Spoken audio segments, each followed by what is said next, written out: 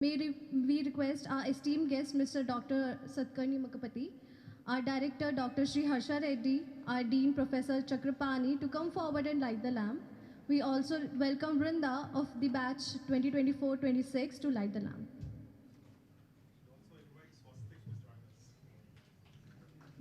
Mr. Swastik, please join us on stage.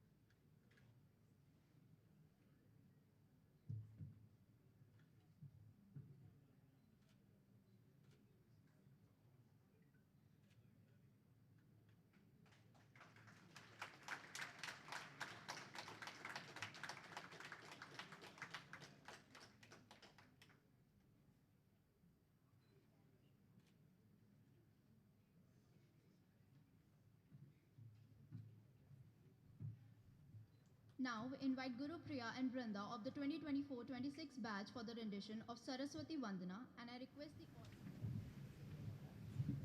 Varade Kamarupini Vidyarambham Karishyami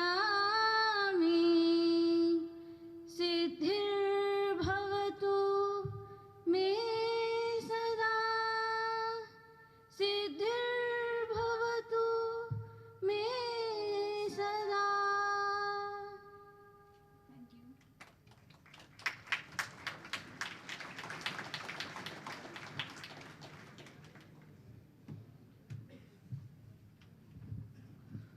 Namaskar. I said namaskar. Okay, so usually the first day for all the students is filled with energy, joy, excitement. So I need that energy once again. I said namaskar. Yeah, that's like management students. So, see, you all are very elite students because you've selected one of the best institutes, management institutes in India. And you are the few chosen for the programs in IMT Hyderabad with a batch profile of 35% female and 65% male. And so to say 20, you are from, the students are from 24 states across India, which we can also call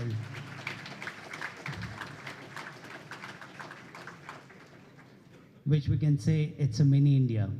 But more overwhelming is that you are from 215 cities in India. For this, we need a big round of applause.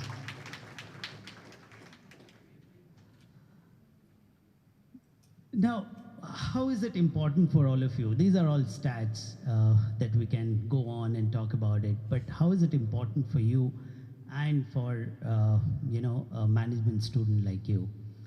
See, there are, renowned industrialists sitting here. They all know what is the importance of diversity, okay? And Aurobindo Pharma is one of the leading pharmaceutical companies which always looks at diversity at a very grassroots level, and that's why they are so successful. And for you as well, gone are the days when you wake up, at night you read books and wake up in the morning and give exams. That thing can't be done here in the management, institute.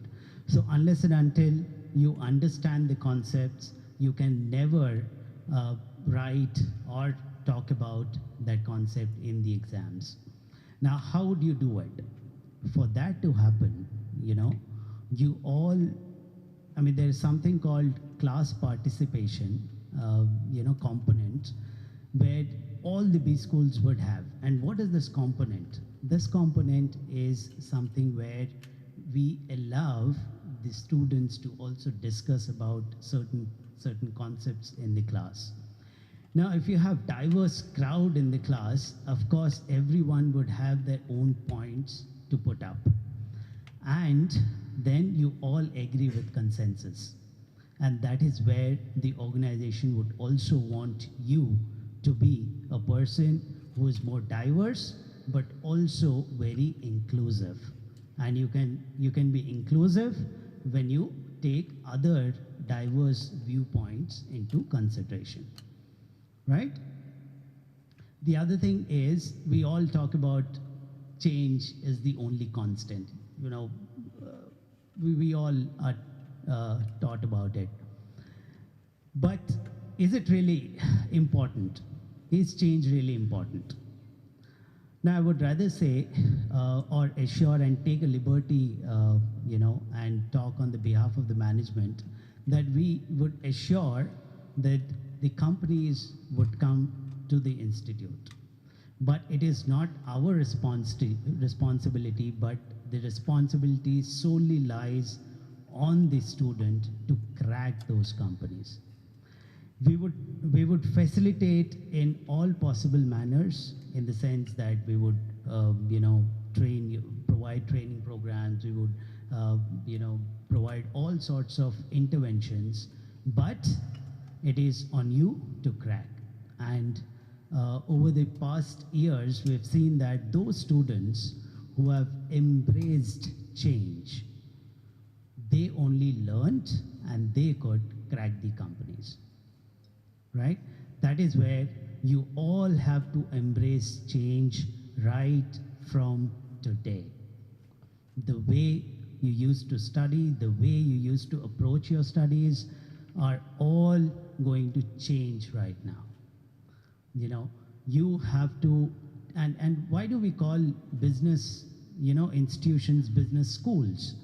Because in business schools, we basically develop you in holistic manner, overall. Like in schools, the kids, they're not only imparted education, but also certain mannerisms to basically improve their overall personality.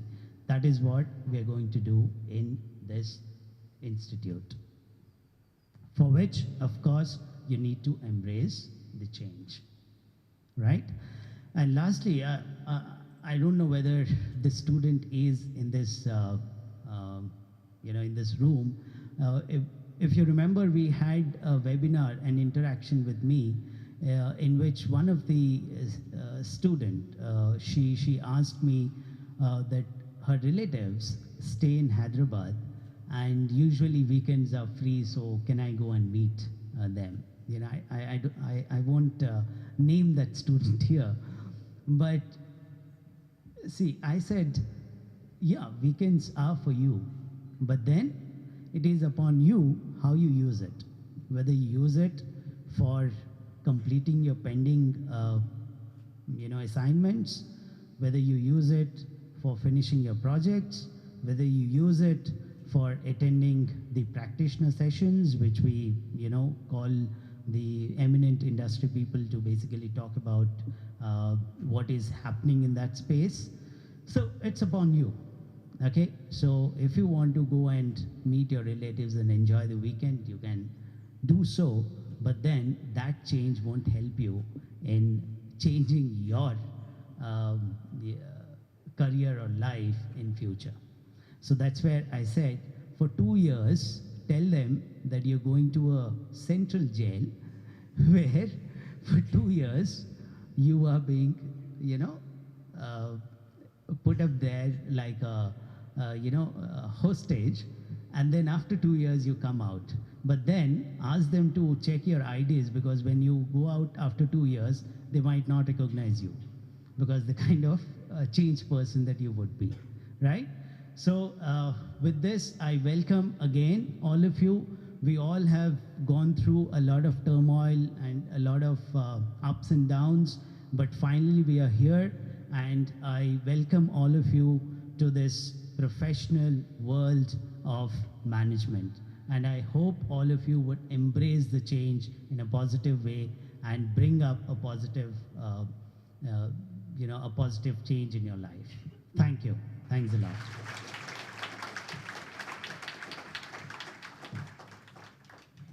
Thank you so much, sir, for insightful words. We now extend invitation to our Professor Vinay Kalak Bandi, our PGP chairperson, to address the students.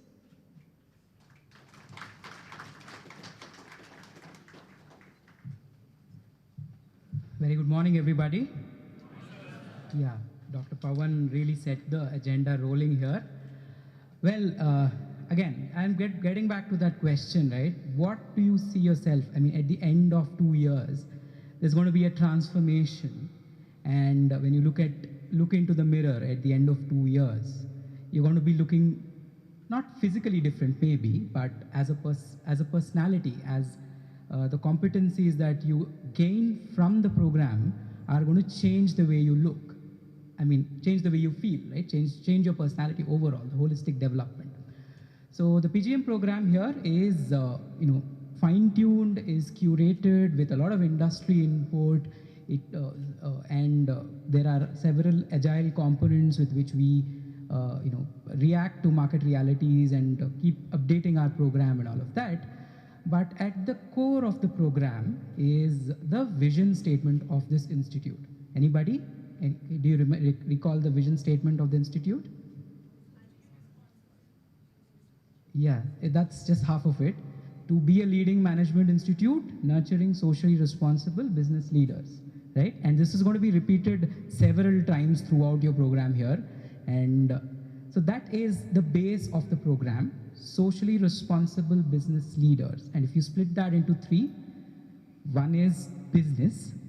So there's business acumen that you will have to develop.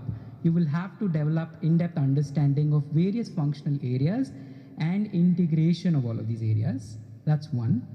Leaders, there's leaders. So you'll have to develop and hone leadership skills.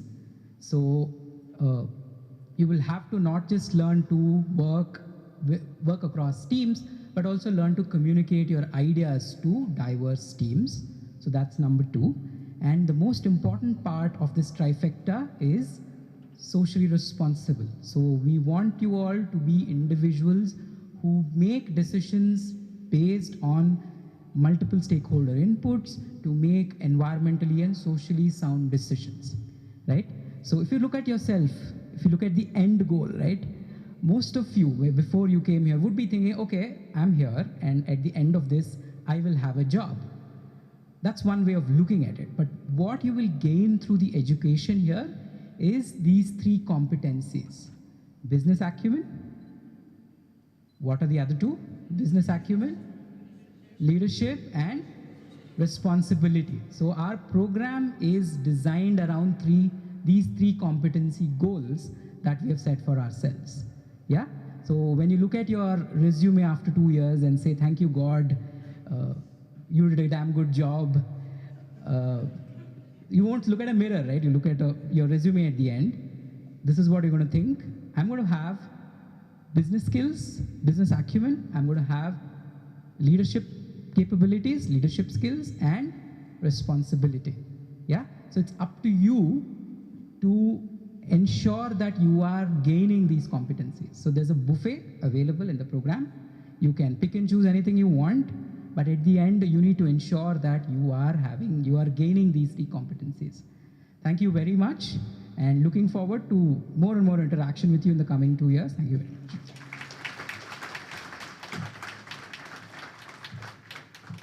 Thank you so much, sir.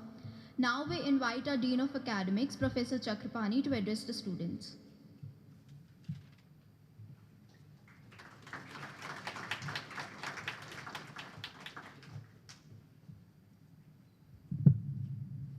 So respected Dr. Satakarni Makapati, CEO Curatech and Director Aravindo Pharma, Shri Swastik Bihani, MD and Country Head, GHX India, our Director IMT Hyderabad, Professor Sri Harsha Reddy, faculty, staff, and students. I would want to go with the flow of Namaskaram. So Namaskaram is the slogan of the admission chair, would got rubbed off onto me. So whenever I start now, so I'm starting with Namaskaram. Welcome to ABHYUDAY 2024 at IMT Hyderabad. So ABHYUDAY has been designed to address the diverse backgrounds, education streams and experiences the students have, and will prepare you for the 2 years rigorous PGDM program starting from 1st July.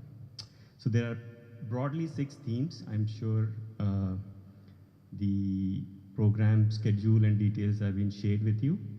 The first one is the academic sessions. So you'll have a lot of sessions on accounting, statistics, economics, also exposed to various databases and softwares that are available in the institute, and most of our faculty would be taking those sessions. The second theme is on the information sessions.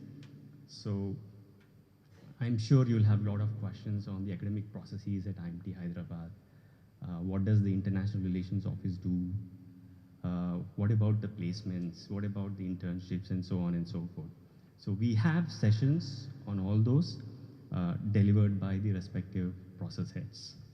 The third theme is the Distinguished Speaker Series, where CEOs, CXOs, corporate leaders, and entrepreneurs will address students to inspire, motivate, and share their journey in leadership and running business. The fourth theme is the workshop series, which I'm also part of. So here we're going to have, impactful presentations and MS Excel. So these are critical skills for the management graduates, which we believe, and these are part of the ABHYUDAY. The fifth theme is the social immersion and community connect. So Professor Romina is leading it, and then this is the objective of sensitizing the students towards the society and address real life societal challenges. And this is also part of a vision where nurturing socially responsible business leaders. The sixth theme is going to be fun. It's about networking and team building. So we have a lot of programs planned for you, like ice-breaking sessions, outbound, team-bound activities, and so on and so forth. So we hope and extend that friendships and bonds forged during these 12 days, okay, will last a lifetime. With this, I would like to conclude and look forward to interacting with all of you in the next 2 years of your journey at IMT Hyderabad. Thank you.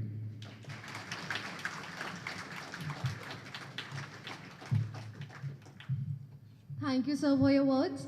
I am pleased to invite the Director of IMT Hyderabad, Dr. Sri Harsha Reddy, to address the students. Dr. Sri Harsha Reddy, Director and Professor of IT and Finance, Finance and Accounting, has been a passionate academic leader for the last 2 decades, facilitating a quality learning environment for various stakeholders of management education in India. Dr. Reddy is an alumnus of LSE London and attended short-term programs at Harvard Business School, ISB, and IMC. Dr. Reddy published a book on banking and insurance and several research papers in banking and finance and fintech. He worked on research programs with NABARD and NPCI and conducted several training programs on INT-AS, digital banking, treasury management for bankers in India, Nepal, and Bangladesh. Dr. Reddy is on the editorial board of SN Business and Economics and a reviewer for the Journal of Developing Areas and the South Asian Journal of Global Business Research. Dr. Reddy is a steering committee member of CFO Forum and EduTech Excellence Forum, CIA Telangana, and a management committee member of Hyderabad Management Association. We welcome you, sir.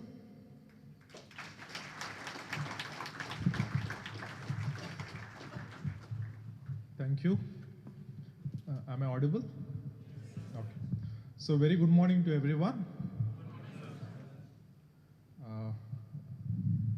Dr. Satkarni, my very good friend Swastik, my colleagues of the dais, and the faculty and staff members. and dear students, you know, every year, whenever we do this inaugural, I am as excited as each one of you are here. So this is beginning of your 2-year journey, but you guys making it here, the efforts would have started maybe 1 or 1.5 years back. All of you are here by cracking either CAT or ZAT or GMAT, and the efforts to, your planning would have started 1.5 years back when you were in your second year of graduation. And it culminated into this day and joining IMT Hyderabad. When I joined my colleague, Professor Pawan, that you have joined one of the prestigious institutes in India. And I always envy, I never got such a privilege of doing an MBA from a B school. Batch after batch, I envy all my students who join for 3 things. 1, you were able to crack whatever cutoffs, you were able to meet those cutoffs. On merit, you are able to do it. And 2, you're able to spare time away from home, away from the comfort of home food, away from the luxury of staying with family. All that you made it a point that you would spare 2 years' time. Of course, this will not be central jail, and there is no jailer here. And third, you're able to afford. Your parents are or you are able to afford whatever is the fees. So most importantly, you are able to spare 2 years of time. Some of you would have left jobs and joined this. Some of you would have had an opportunity to go abroad, but you left that, joined here. So a huge congratulations and a round of applause to all the guys who made it.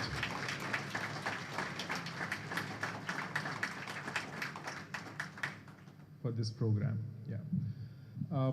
I have a couple of things to share with you. Of course, I'll be interacting with you several times during these 2 years, but as my colleagues were sharing with you, when Professor Vinay was explaining about the business acumen and responsibility and the leadership, you may not understand what he is trying to explain, but the moment you look at your program architecture, the pillars of your entire 2 years, 100 credits, 40 plus courses is based on the 3 words he uttered today, which emanated from the vision. Our vision is to be leading management institute that nurtures socially responsible business leaders. And you keep hearing about this from all the stakeholders, whether it is staff, faculty, students, alumni, board members, our practitioners, everyone will be resonating this. So the mission emanates from the vision. There are 3 pillars to the mission. That is 1, industry readiness. We strongly believe that each one of you is here to make a career for yourself. You're not here for some job. You are here for a career which will last for next 40 years, 50 years. And the seeds will be sown at IMT Hyderabad. So industry readiness is one mission pillar we have. And the second one is academic excellence. We do not have any magic wand. I have the team of faculty members here and the support staff who will enable the entire learning ecosystem in the campus. You not only learn in the classroom, but you learn in the sidelines of the classroom and beyond classroom. All this is enabled only with the mission of academic excellence. Here everything is in pursuit of academic excellence. Of course, we want you to build your IQ, we want you to build your social quotient. At the same time, we also want you to have those values. That's how instilling social consciousness is another mission pillar we have. So on day 1, we are using a lot of jargon. So slowly it will sink into your minds. Professor Pawan was referring, after 2 years, there should be transformation in you. The way you are today, if you are the same way 2 years hence, there is no meaning in the 3 things which you have committed. And most important thing is time of 2 years. And one last thing which I would like to share with you is, now you will be reading so many reports as you move on. Some of you would have heard of World Economic Forum. Every year they come up with Global Risk Report. So Global Risk 2024 outlook for next decade. There are 4 major themes which have emerged. First one, climate change. You will be seeing in the newspapers that USA is undergoing hot summer, or for that matter, Hyderabad, whenever you join the new batch, you bring monsoons. But somehow we are not experiencing rains yet. And some of the news you would have heard where it got flooded in Bangalore, it got flooded in Chennai. Okay, so all these climate change pose risk. How the World Economic Forum defines risk: any change, that is change in climate, reducing the global GDP. Okay, those are the things are considered to be the global risks. There are several risks identified by interacting with almost 11,000 business leaders across 113 countries. First one is climate change. And second one, the technological acceleration. So many frontier technologies. By now you would have heard of AI, ML, and quantum computing, and so many emerging technologies. They will have influence on the way globally the GDP grows, and nationally the respective countries' GDP grows. Third, demographic changes. I mean, you would have heard of demographic dividend, but across economies, there are changes happening in the demographics, and some of the countries will have advantage, competitive advantage, some may not. And fourth, one of the most important thing is geostrategic shifts. Already you are seeing there are wars happening. Next decade, of course, next 2 years you will be molded by our team of faculty and supported by the staff, but you should have your own outlook. Next 10 years, these are the drivers of global economies. So how is that? Whenever there is a risk, whenever there is downside risk, that means there is an opportunity. How do I play a significant role in these 4 areas of risk is what you need to start thinking.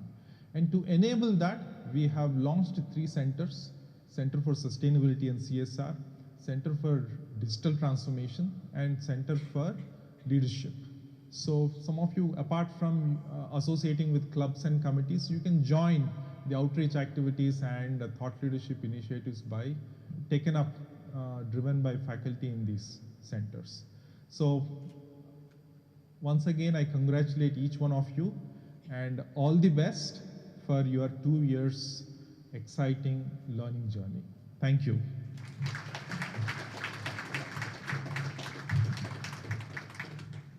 Thank you so much, sir, for your inspiring words. We are privileged to have Mr. Swastik Bihani. He's a seasoned Silicon Valley business leader with 20 plus years of experience in the high-tech industry. He has had a long successful tenure in cybersecurity and fintech spanning multiple geographies such as UK, US, Brazil, and India. He's experienced in managing and shepherding high-performance teams across engineering, product management, and all aspects of go-to-market. His breadth of general management experience ranges from acquisition of new technology to integration and growth of both the product and people. Mr. Swastik was the founding VP of product at Simility, which was acquired by PayPal for $120 million. He is currently the managing director and India country head at Global Health Exchange, a healthcare supply chain technology company. Mr. Swastik also provides service on the advisory board of IMT Hyderabad Center for Digital Transformation. Sir, we invite you to please address the students.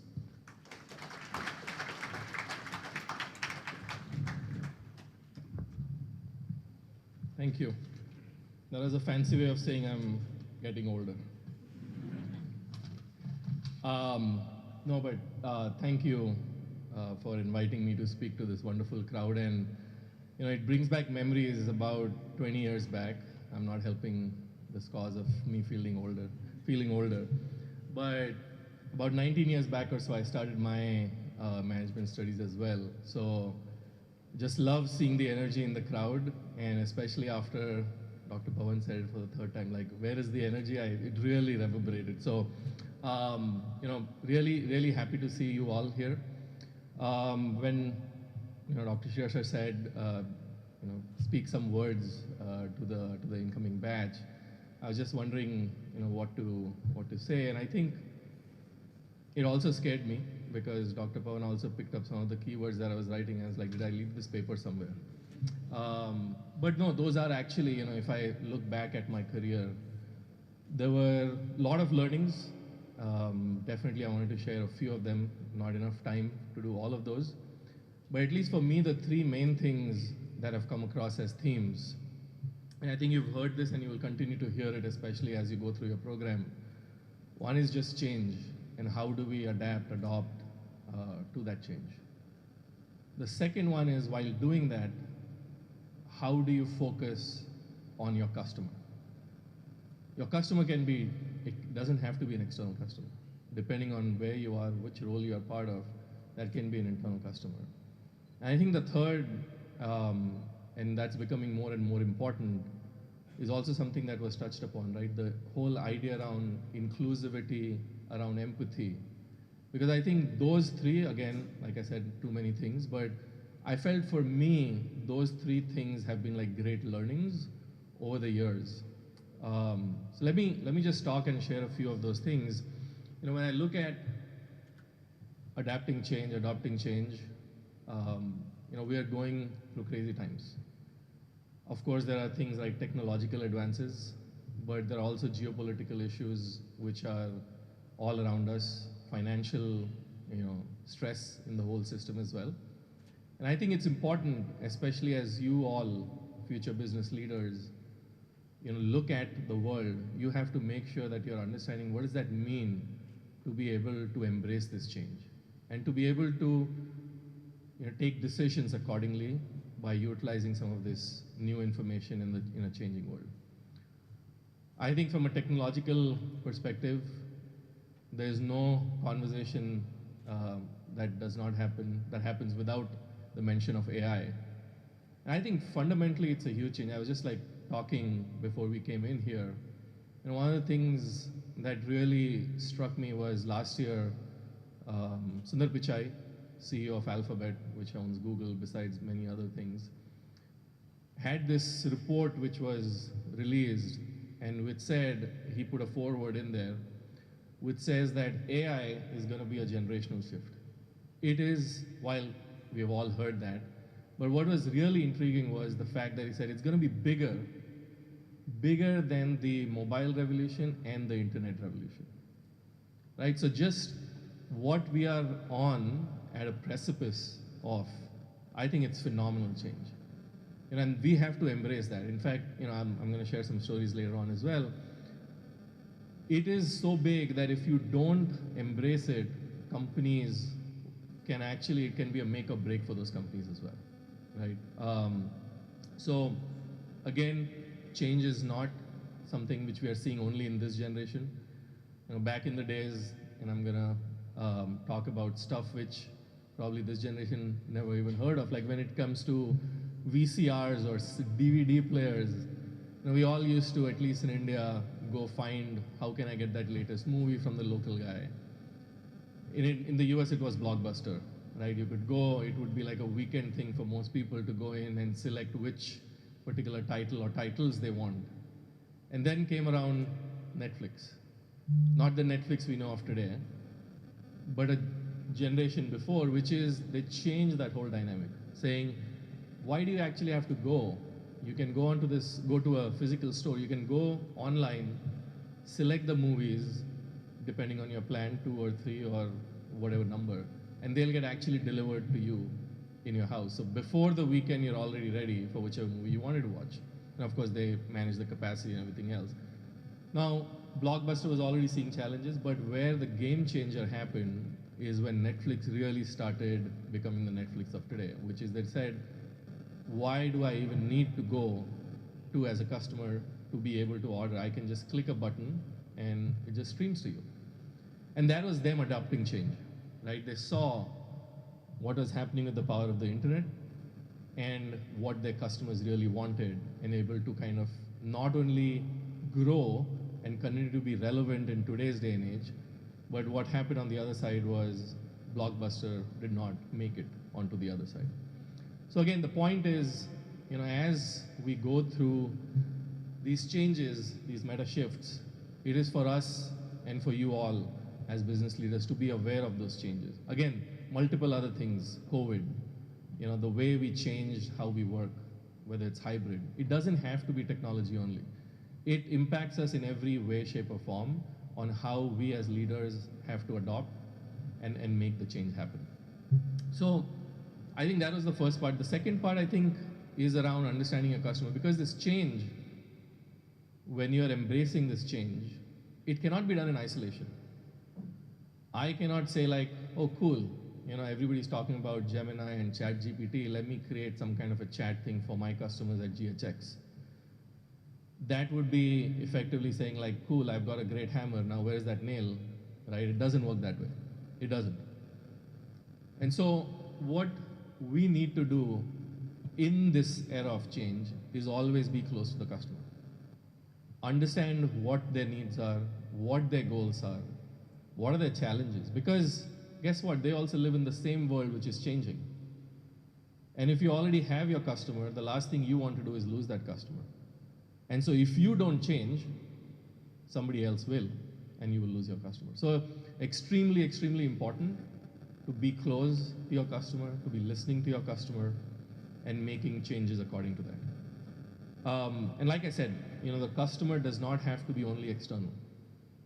If you've decided HR is where your passion is, for example, COVID-19 gave us a great example. We have to change the way we work, right? Is it remote? Is it hybrid?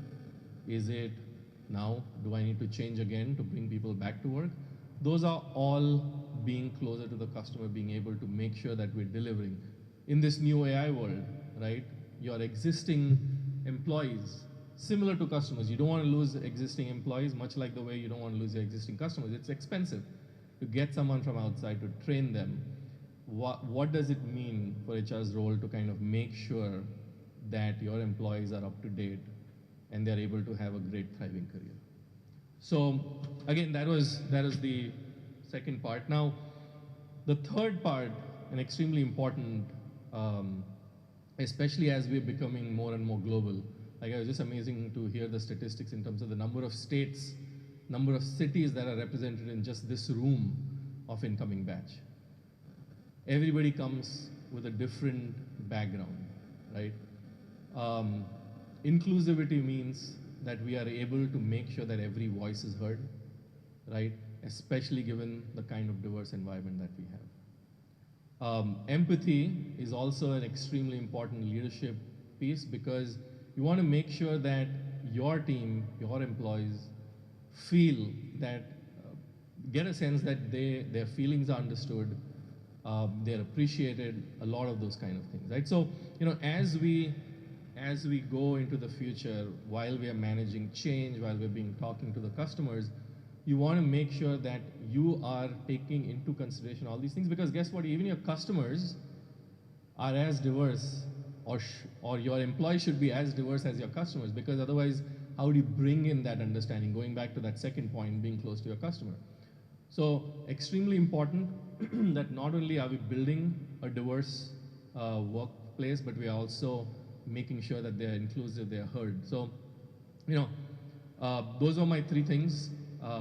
Being super, kind of, how should I say this? I've been super fortunate to be able to interact with some amazing leaders over the past, couple of decades of my career, where I've seen literally all these three aspects that I talked about being so closely, emulated by them, making sure that they are running this on a day in, day out basis. So, as you're embarking on this 2-year journey, right?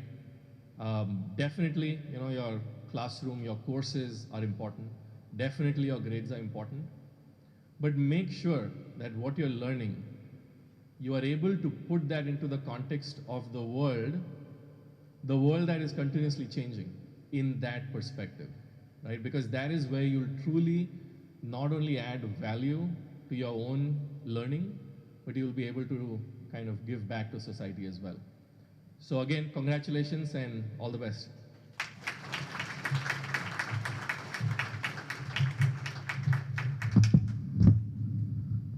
Thank you so much, sir. We are pleased to have our esteemed guest, Dr. Satkarni Makapati, CEO, Curatech, and Director, Aurobindo Pharma, with us here today. Dr. Satkarni Makapati holds responsibilities in the company as the Chief Executive Officer of Biologics, Vaccines and Peptides businesses. Previously, he was heading Intas Biopharma and Celestial business divisions, integrating efforts across the value chain from early stage development to commercial manufacturing and business development. Mr. Satkarni also had scientific functional leadership stints earlier in his career at Hospira Adelaide Private Limited and Dr. Reddy's Laboratories. Mr. Satkarni obtained his executive training with an MBA from IMT Business School at Lausanne, Switzerland, PhD in Faculty of Physical Sciences and Engineering from the member of prestigious association, the Russell Group at the University of Manchester, and a bachelor's degree in Chemical Engineering. When at IMD, Mr. Satkarni was recognized and listed by Poets and Quants for the class of 2015 across all leading business schools in the US. Mr. Satkarni also serves on the Telangana Life Sciences Advisory Committee, on the board of School of Life Sciences at Hyderabad Central University, and on the board of Epitoria Pharma, Oro Vaccines, Theranime Biologics, and Oro Peptides Company. Sir, we please invite you to address the students.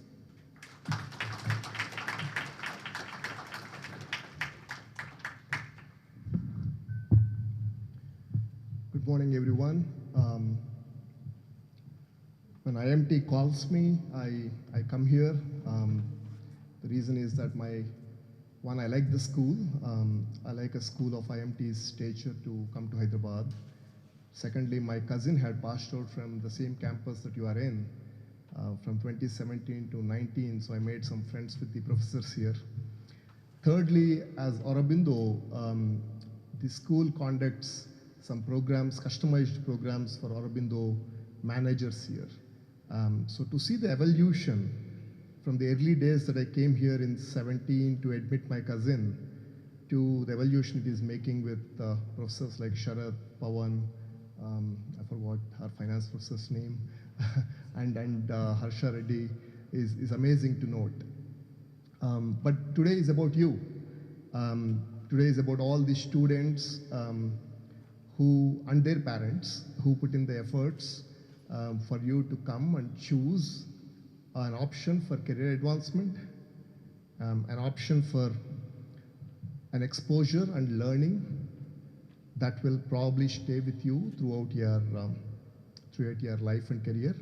So a big congratulations, like everyone extended their good wishes to you. I also extend good wishes to you all on your orientation day, and hopefully after 2 years, as some of your professors wanted you to become, you will become transformed professionals with more learnings on management and business aspects. So a big congratulations to you on making this journey. So what does this tell about you? Because I was in your shoes not long ago. I rather went to my MBA school pretty late in my career. I was already heading an organization when I chose to take a break and join the IMD Business School at Lausanne. So I was much older than you guys. I think I went to my MBA school when I was 33. But I had a lot of butterflies in my stomach when I had an orientation day. I remember a lot of speakers coming in. I remember the CEO of Musk's shipping line, the CEO of Novartis, and a few others coming in to talk about what management can do and what business leaders can do to change the globe, and how we function in the new business environment that the globalization is bringing upon us day in and day out. But for you, I think you are pretty young, so I'm just thinking through my mind, what should I talk to you? Because this is an impromptu speech. So what I'll tell you is from the decision that you and your parents have taken to put in and invest in 2 years of your life and career in IMT Business School. So what it tells me is that all of you have an aspiration to do well in your career, to learn something new, and two, an orientation, a deep orientation for learning. That's something which I can relate to right now. So what does this aspiration do to you? Your aspiration needs to change with every exposure that you gather and gain.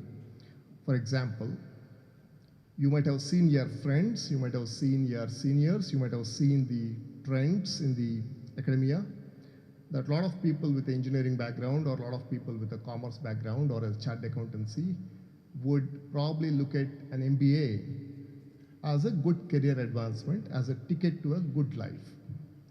So that's probably a reason why you were prompted to take up an MBA. For some of you, it might be probably that you have already started your work in a company after your bachelor's. You spent about a couple of years there and you wanted a career advancement. You thought a post-graduation and a business degree will probably help you for a career advancement. For some of you, simply it is that you are working in a technology line, for example, and you wanted an MBA degree so that you can switch your employment line from technology to management or business. So whatever be your reasons, the aspiration to do well is the fundamental core for anything that we do in our life. That's very important. But what I suggest also is during your 2 years of this aspirational journey that you and your parents are investing in, also try and find a purpose. What is the bigger purpose other than your own career advancement that will drive you to have a good career, to have a purposeful career and a meaningful career? I'll tell you my experience. So when I was 21 and passing out of a chemical engineering grad school, the purpose of my life then was I was exposed to an internship in a pharmaceutical industry. I thought the batch processing industry excited me for the skill set that I had accumulated in my engineering degree, and then making a pharmaceutical probably lent some purpose to my life, saying that, okay, I can go to work every day with an aspiration, with probably a realization that my work is adding to changing someone's life to become healthier one day because I'm making a pharmaceutical. So that's the bigger purpose of my life at 21. So that drove me to choose pharmaceuticals as my career option, not just about the good life or whatever it is. There's always a burning desire to have a good life. But at the same time, the purpose that I went to work every day at 21 is that maybe my work in a lab somewhere in a pharmaceutical industry will translate into a healthier option for a patient at some point of time. So that's the bigger purpose that I really found a calling for. Then at around the same time I was exposed to biotechnology and the power of biotechnology. I heard about, I think I talked about it in one of the sessions at IMT itself. I heard about Sri Varaprasad Reddy, who is an electronics engineer, but developing a hepatitis B vaccine at around 150 or 200 rupees. So I was asking my colleagues, my friends, so this is where the learning orientation comes in. And I don't come from a biotech background. I am a chemical engineer, hardcore chemical engineer. So you need to have this learning orientation and inquisitiveness to advance your aspirational journey. So I was very inquisitive. I went to CCMB, I met some professors. I was talking to everyone who is remotely connected to genetic engineering and biotechnology, saying that what it makes to make a biologic or a biopharmaceutical, which can be a vaccine or a peptide drug or a protein drug that can change the lives of the patients, because the whole aspect of a hepatitis B vaccine that was hitherto available in India for about 2,000, 3,000 rupees, being made by an electronics engineer for 250 or odd rupees excited me. I told this is a bigger purpose than what I am right now in. So I was inquisitive about saying, how could a chemical engineer make a transformation to be a geneticist or a biologics engineer? Then I realized that I have to invest in about 3 to 4 years of time learning the nuances of genetic engineering, translational research, bioprocess engineering, and find a happy blend of engineering and biologics for me to be able to make life-saving biological therapies. This is when I decided that I would do a PhD, because I have to invest again 4 or 5 years to learn the nuances of genetic engineering. Just like the way my schools have shaped me to become a chemical engineer, I need to invest in genetic engineering and recombination to become a good biologic engineer. So this is when I went for my PhD abroad. So the reason why I'm telling you this is, you have an aspiration, you had an aspiration to come to IMT. Now the time starts for you to find a purpose, a bigger calling in life. And when you find a purpose in life, which is, a purpose should be much bigger than self. The moment the purpose becomes very self-oriented, then you will realize that you are a very smaller portion of what you want to do with the bigger world. You need to find a purpose much bigger than yourself. And during that process, in these 2 years, I encourage you all to be extremely inquisitive. Ask your professors. I am sure some of you come from an engineering background where you might have read about operations management but doesn't have a clue about balance sheets and cash flows, etc. But when you learn finance, don't just do it for the purpose of exams. Just ask your professors saying that, why does this balance sheet makes this company more profitable than the other balance sheet of similarly sized companies? What is the difference between these two? So be inquisitive in the way that you ask your questions. Being inquisitive makes you find a bigger calling than what you currently have. So it is all about being inquisitive, having more exposure, and it can only happen when you invest in 2 years, asking your professors, asking your mentors about what more can I do to find a bigger calling in life. So that's how my journey in PhD had started. And then I finished my PhD. I went into Timothy Hunt's lab, who is a Nobel laureate in UK. When I came back to India, I was making biologics, and I went on to become head of a company. I realized that I did not have certain fundamentals. When I meet analysts, business analysts, when I meet investment bankers, etc., I felt that I had some shortage in my skill set that allows me to interact with them freely. And what appealed to me at the age of 33 from 25 after I finished my PhD is, how can wealth be created? And if wealth is created, how can I sustain the wealth better? And this is when you start thinking about building companies that can sustain for a longer period of time. And I felt I had to take a break and probably go to an MBA school and learn from people probably who have coached many like me. So this is when I found a bigger calling. I said, okay, making medicines is great, but I want to create sustainable companies which can create value, which can create more value and can sustain beyond my career. So my active career, everyone has a formative leadership career span. For example, I think my formative leadership years started from the age of 31, and I probably will end my career at 50. So those are my formative leadership years. But these companies that I am part of and these companies that I am founding must last beyond me, and my fellow colleagues and much beyond. So what is that I require in terms of skill set to create sustainable companies and to create more value? And that is when I said, I'll go to an MBA grad school and learn from the professors about what all nuances that I need to develop as a skilled leader to create more value in companies. So again, what helped me here is the inquisitiveness to ask questions, inquisitiveness about my own self, and how further can I stretch myself to realize the best version of myself. So the reason why I'm telling you about stretching yourselves to become a best version of yourselves is, in the next 2 years, you will be competing with so many people in the same group, right? When a competition is healthy, it is good, but don't limit yourselves to a small box and cocoon yourselves competing with X, Y, and Z. Try and become the best version of yourself. That's more important, because when you go out, you are not going to compete with these 200, 300 odd people, you are going to compete with the world. Right? And if you have to compete with the world and do better, you need to realize the best version of yourself. So you can only realize the best version of yourself when you are deeply mindful about what you do, the choices you make in your life. I'm sure your professors have a topic or a subject or a session on mindfulness. or are they too young to go through mindfulness? I don't know. I encourage there should be a session on mindfulness, at least in your second year.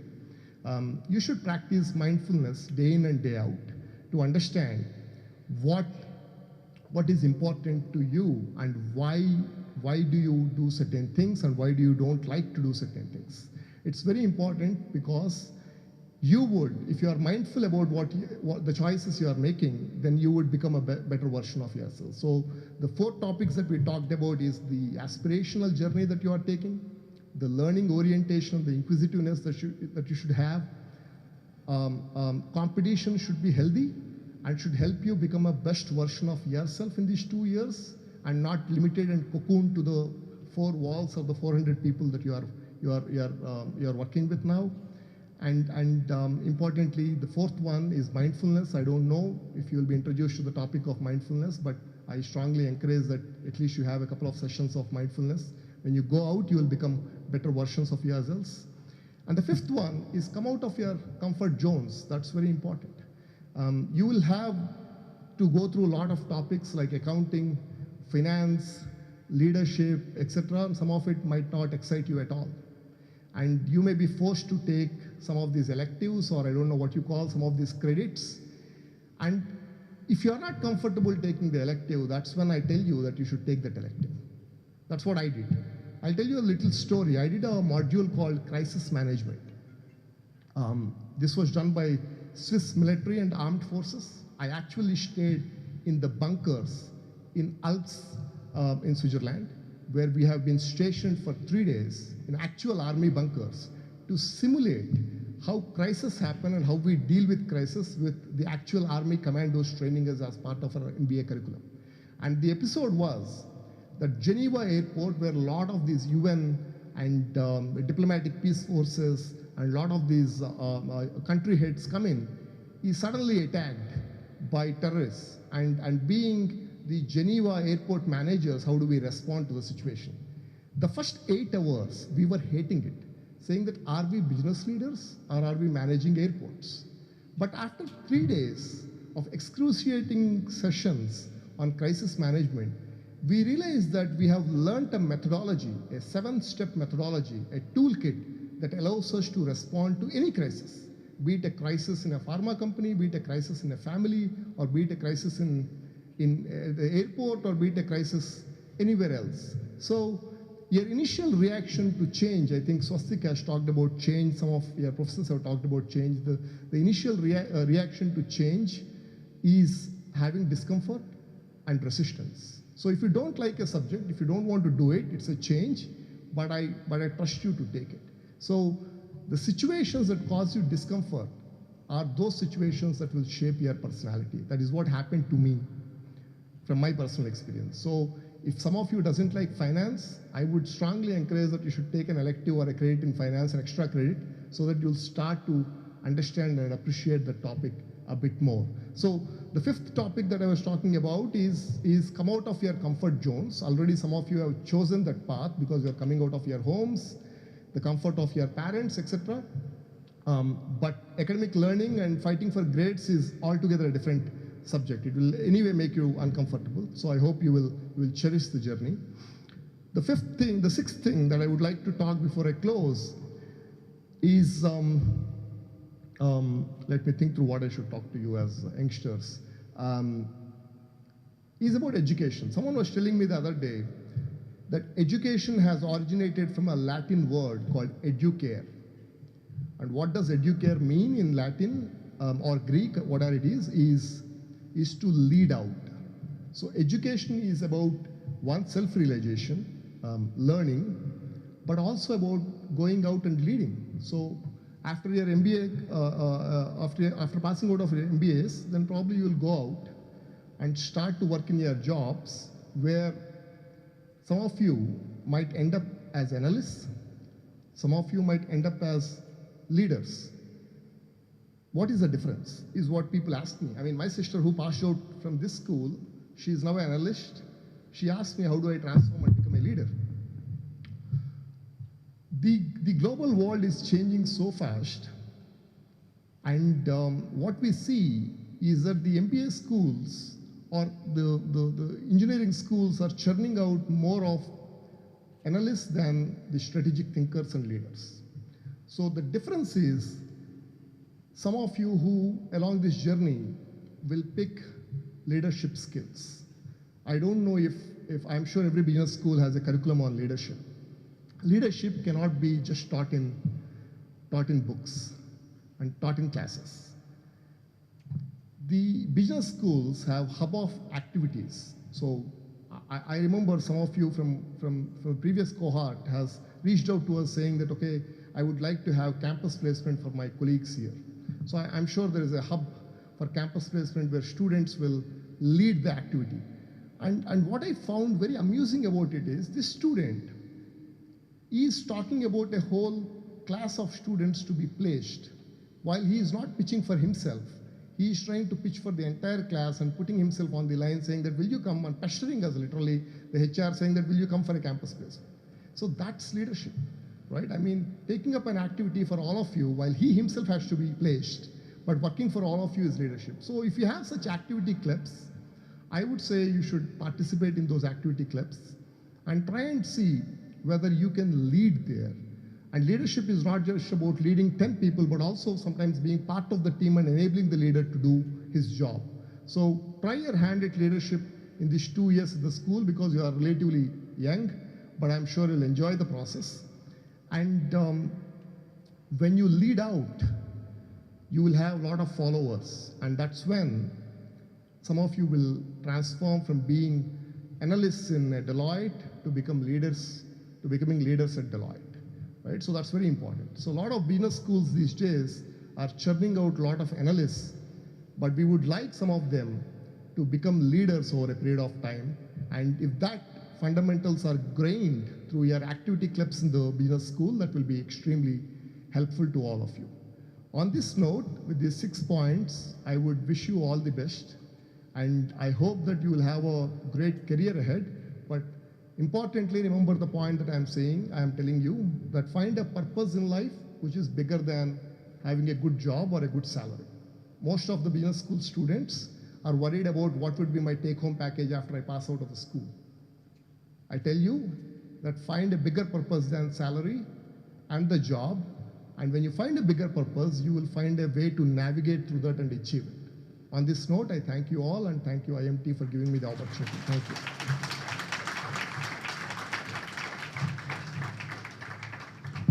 Thank you so much, sir, for your motivational words. I now request Chairperson of Executive Education, Professor Sarad Babu, to propose a vote of thanks.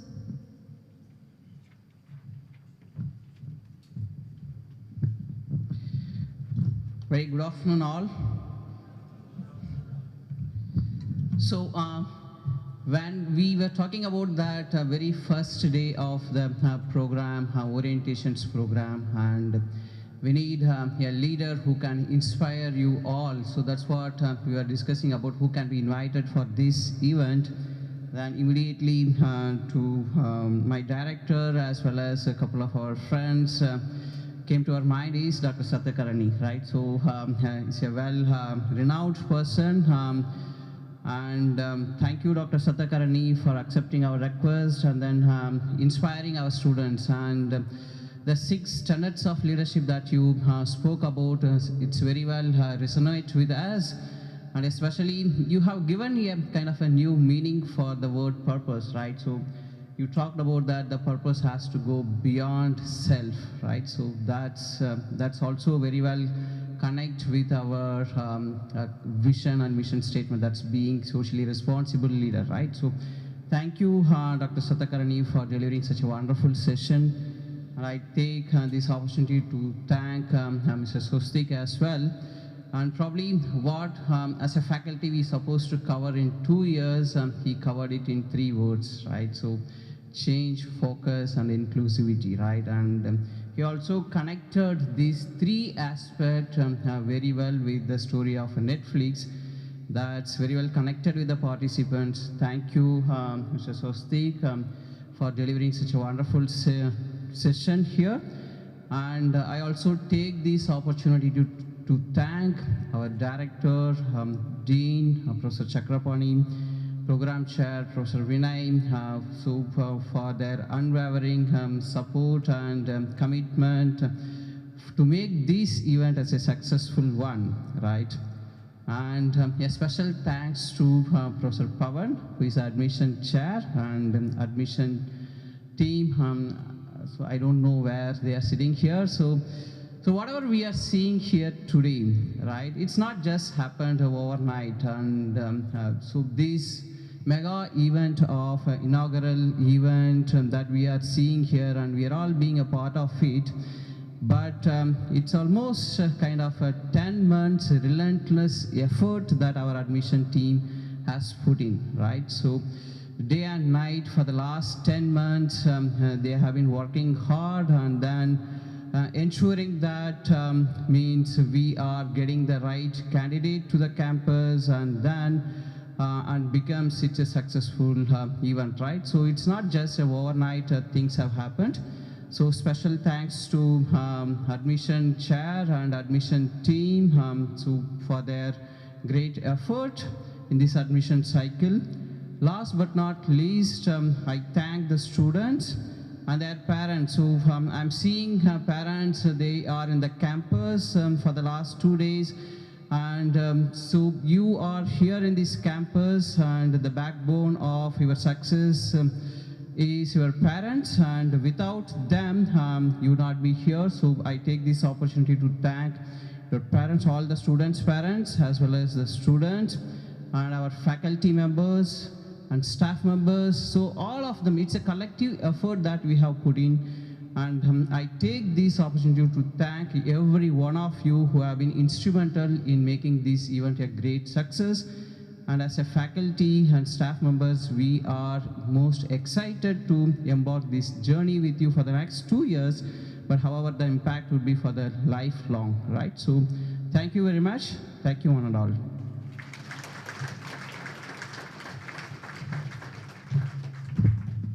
Thank you, sir. We request the Director, Professor Sri Harsha Reddy, to present a memento to Dr. Satkarni Makapati as a token of gratitude and respect.